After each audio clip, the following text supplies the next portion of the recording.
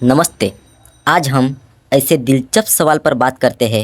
एक ऐसा सवाल जो सदियों से पूछा जा रहा है, क्या पुराने ज़माने में मौसम को कंट्रोल करना सच में मुमकिन था? चलिए आज इस रहस्यमय दावे को गहराई से देखते सबसे हैं। पहला सवाल तो यही आता है, क्या हम इंसानों में ये ताकत हो सकती है कि हम अपनी मर्जी से बारिश को बुला लें?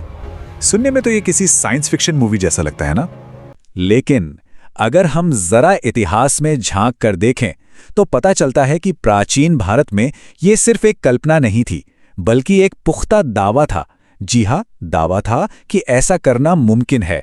और बस यहीं से हमारी आज की कहानी शुरू होती है। तो चलिए सबसे पहले समझते हैं उस प्राचीन विश्वास और उस प्रक्रिया को जिसे मौसम को नियंत्रित करने का एक अचूक तरीका माना जाता था। जरा एक बार सोचिए, चारों तरफ सूखा है, जमीन एकदम बंजर हो चुकी है, फसलें सब खराब और जिंदगी पर मानो एक बहुत बड़ा संकट आ गया है। ऐसी बिल्कुल बेबसी वाली हालत में प्राचीन ज्ञानी एक बहुत ही शक्तिशाली समाधान की तरफ देखते थे। तो वो कौन सा खास अनुष्ठान था जिससे सूखे को खत्म करने का दावा किया जाता था? उसका नाम था इंद्र यज्ञ। तो आखिर ये इंद्र यज्ञ था क्या? देखिए, ये एक बहुत ही खास तरह का अग्नि अनुष्ठान था जिसे हम यज्ञ कहते हैं। और इसे करने वाले जो ऋषि मुनि थे, उनका मानना था कि इस पूरी प्रक्रिया से वो वर्षा के देवता यानी इंद्रदेव को खुश कर सकते हैं और फिर बारिश होगी और सूखा खत्म हो जाएगा। और सबसे हैरान करने वाली बात पता है क्या है? इसे कोई तुक्का या संयोग नहीं माना जाता था। नहीं, कथाओं के हिसाब से ये एक पक्की अचूक प्रक्रिया थी। मतलब सूखा पड़ा, इंद्र यज्ञ हुआ और फिर बारिश होकर ही रहेगी, ये तय माना जाता था। अच्छा, अब कहानी में एक नया मोड़ लाते हैं। चलिए इसे एक बिल्कुल अलग नजरिए से देखते हैं। क्या इस पूरी पौराणिक कथा के पीछे भूला बिसरा विज्ञान हो सकता है? यही से ये मामला और दिलचस्प हो जाता है। यह समझना बहुत जरूरी है कि इस यज्ञ में सिर्फ आग का ही खेल नहीं था, उससे भी कहीं ज़्यादा जरूरी था कुछ खास मंत्रों का बिल्कुल सही तरीके से उच्चार करना। ऐसे मंत्र जो आम इंसान ठीक से पढ़ भी नहीं सकता था। मतलब आवाज, ध्वनि, वो इस पूरी प्रक्रिया का केंद्र थी। तो इसके पीछे लॉजिक क्या था? देखिए, प्राचीन मान्यता ये थी कि मंत्रों से जो ध्वनि तरंगें निकलती हैं, जो वाइब्रेशंस पैदा होती हैं, वो अपने आसपास के वातावरण में सचमुच बदलाव ला सकती हैं। और मजे की बात यह है कि आज का मॉडर्न साइंस भी ये मानता है कि साउंड और फ्रीक्वेंसी का फिजिकल चीजों पर असर तो पड़ता है। तो यहाँ एक बहुत बड़ा सवाल खड़ा होता है, क्या ऐसा हो सकता है कि हमारे पूर्वज फ्रीक्वेंसी और ध्वनि के उन रहस्यों को जानते थे जिन्हें आज की साइंस बस फिर से डिस्कवर कर रही है?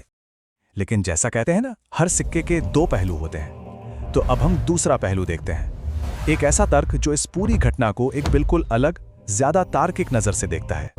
सोचिए जरा, क्या हो अगर ये सब कोई चमत्कार था ही नहीं?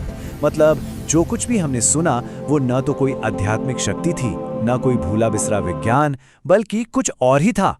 चलिए इस पॉसिबिलिटी पर भी बात करते हैं। इस तर्क के हिसाब से ये सब कुछ एक बड़ा संयोग भी तो हो सकता है। मतलब ये यज्ञ शायद ठीक उसी समय के आसपास किए जाते होंगे जब मॉनसून आने वाला होता था, और फिर जब नेचुरली बारिश होती तो लोगों को लगता कि ये यज्ञ की वजह से हुई है। इसे ही कंफर्मेशन बायस कहते हैं।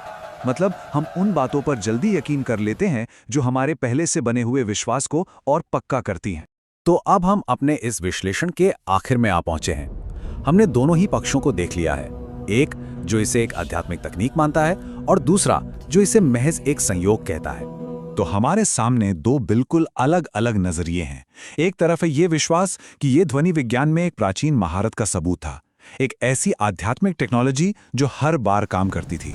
और दूसरी तरफ है ये शक कि ये सब सिर्फ एक संयोग था और लोगों के एक मजबूत साझा विश्वास ने इसे एक चमत्कार का रूप दे दिया। तो आखिर में हम इसी सवाल पर आकर रुक जाते हैं कि सच आखिर में है क्या? इंद्र यज्ञ के पीछे की असली हकीकत क्या थी? क्या वाकई मंत्रों में विधि जैसी शक्ति थी जो प्रकृति को बदल सकती थी, या फिर ये लोगों का सिर्फ गहरा विश्वास था जो प्राकृतिक घटनाओं को एक अलौकिक मतलब दे रहा था? इसमें आपकी क्या राय है? आपको क्या लगता है ये कमेंट बॉक्स में ज़रूर बताइए। और वीडियो अच्छा लगे तो एक लाइक ज़रूर कीजिएगा और ऐसे ही पौराणिक वीडियो देखने के लिए हमारे एसएम स्टूडियो भक्ति चैनल को सब्सक्राइब जरूर कीजिएगा। मिलते हैं अगले वीडियो में अगले नए टॉपिक के साथ।